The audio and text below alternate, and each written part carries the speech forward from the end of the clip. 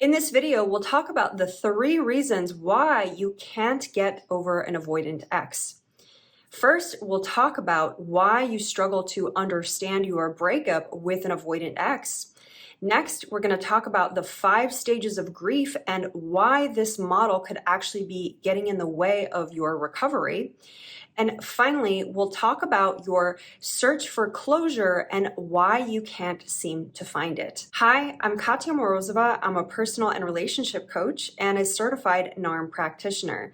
I help people recover from breakups and help them become secure in their relationships so that they can have the love they want. If that sounds interesting and helpful to you, then definitely subscribe to my channel.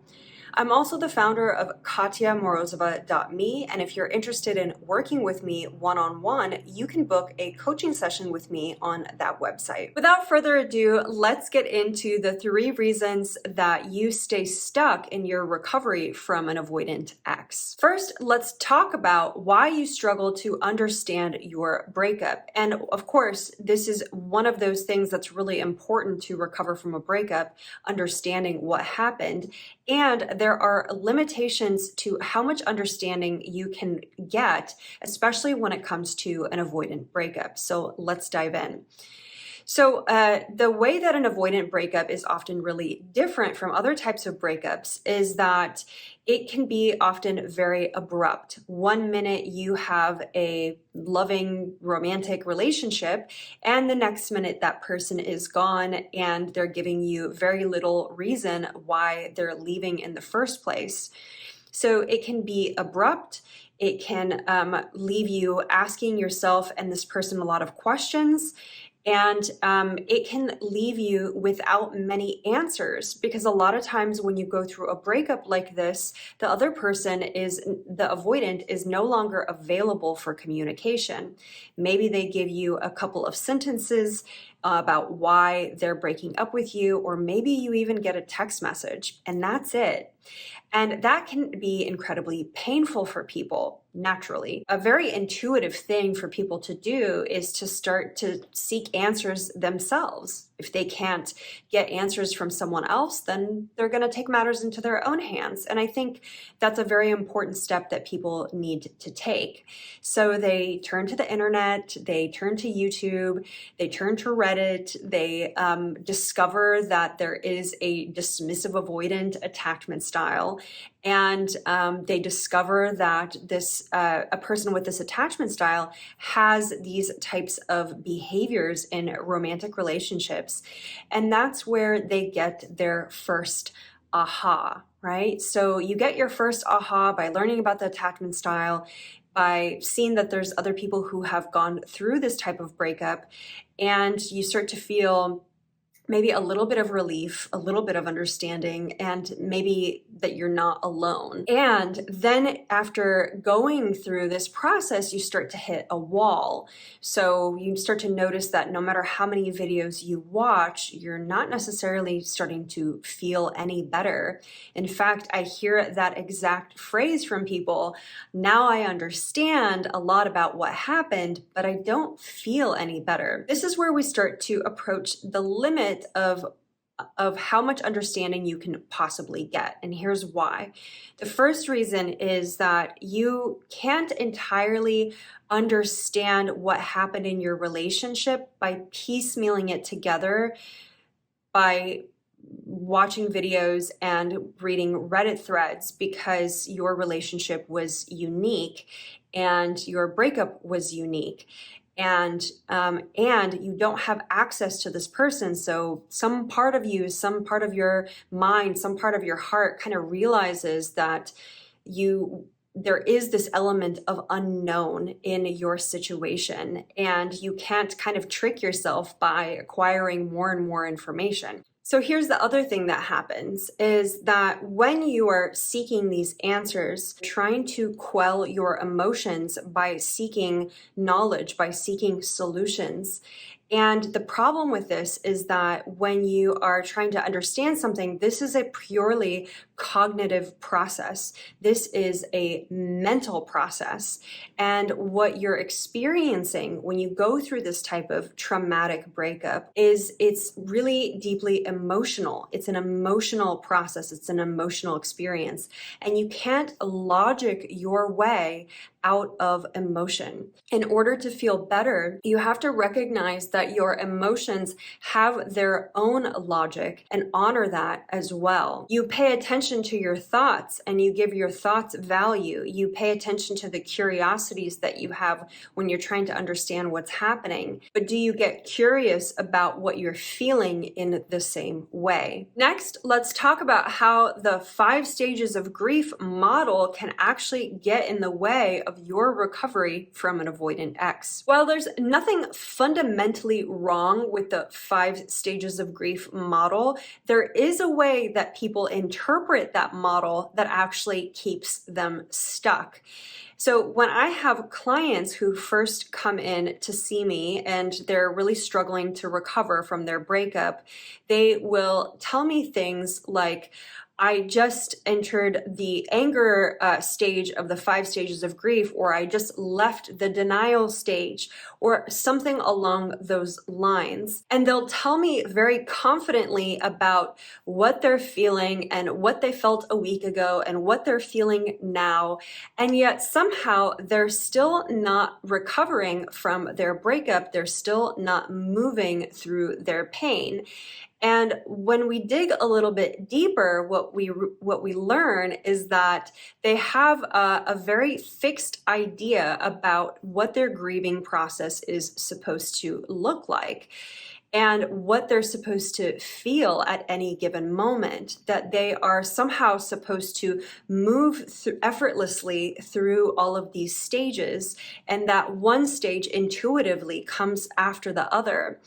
Here's the problem with this. Grief is not a linear process. And especially when something, again, is dramatic or traumatic, those same rules do not apply to situations like this. Grief is not linear. Grief is not a linear process anyway, but especially not in these cases. So what happens when you're grieving is you may feel great one day and you may feel like crap the next day, and then you'll feel better again. And it goes up and down and all around like this until eventually you start to move through it. But when you have these fixed ideas about what you're supposed to feel, you end up inadvertently shaming yourself whenever you don't feel the way that you intended. So let's say your anger flares up again, or your resentment flares up again, even while you have started to feel acceptance. A lot of times what I see people do is they will shame themselves, they'll berate themselves, they'll tell themselves that, oh, wait a second, I'm not supposed to feel this way. I already went through this. I must be going backwards. And when clients come to me, they don't realize that they are subconsciously having these conversations with themselves. So in this step, what you really want to consider is letting go of this idea that your grieving is linear. Because the more you try to push yourself to feel one way or shame yourself for feeling another, the worse you're going to feel. Let's talk about the final way people get stuck recovering from an avoidant breakup. Are you looking for closure, but you can't seem to find it? A breakup with an avoidant can end very abruptly and without a ton of information. And that can contribute to us looking for closure to try to tie up any loose ends. First of all, when people come to me, they'll often say, I would like to get closure as their wish out of our conversation. And my follow-up question is always, what does closure mean to you? And I think that's the first step in finding closure, is actually defining what closure means to you. Because for some people, closure could mean being able to have that last conversation with your former partner, which, as we know, with an avoidant can be really difficult. And that last conversation giving you, being able to say goodbye, being able to hear their side of things, being able to understand more. For some people, that's what gives them closure. For others, it could be just the permission to move on. If their breakup ended abruptly, they may feel like they're still in a relationship with this person. And then another type of closure that people are looking for is kind of the holy grail closure, that one day they're going to wake up and they're going to be feeling better. They're not going to be so preoccupied with this relationship and with this person. So the first step to getting closure is actually defining it and sussing out what is reasonable for you to attain and what is not, because sometimes getting closure from that other person is not going to be available. And if you're looking at getting closure as this kind of golden pot at the end of a rainbow to your recovery, then you're going to be really disappointed because that golden pot of closure doesn't exist. Part of recovering from a breakup is learning about the things that you say to yourself as you move through an inherently painful and uncertain time. And one of the things that we often look for when we're looking for closure is to give us some sense of certainty that an end to our pain is somewhere near. You may have noticed a theme in this video. A lot of recovering from a breakup, and especially a traumatic one, is not so much about buying into these concepts and ideas from the internet about what you should do and how you should feel and how you should go about things.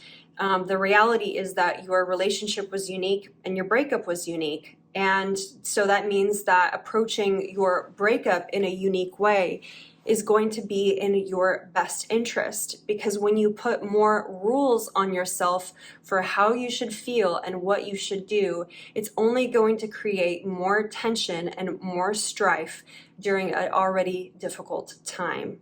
Now, if you resonate with one or all of the reasons that we talked about in this video, and you feel like your breakup is interfering with your life, and you feel like you don't have control, and you'd like support with these challenges, then I'd be happy to support you to regain control of your life, feel peaceful again, heal, and move on. You'd like a personalized plan for your breakup recovery to support you to get from where you are right now to where you want to be, then I recommend booking a one-on-one consultation to explore one of my coaching programs. You can do so in the link in the comments or in the description. Once you select a time for us to speak, it will be followed by a short questionnaire to make sure that you are a good fit for the consultation. Be sure to fill that out with all the information that you think I need about your breakup. Did you like this video? If you did, give me a thumbs up and subscribe if you want to watch more content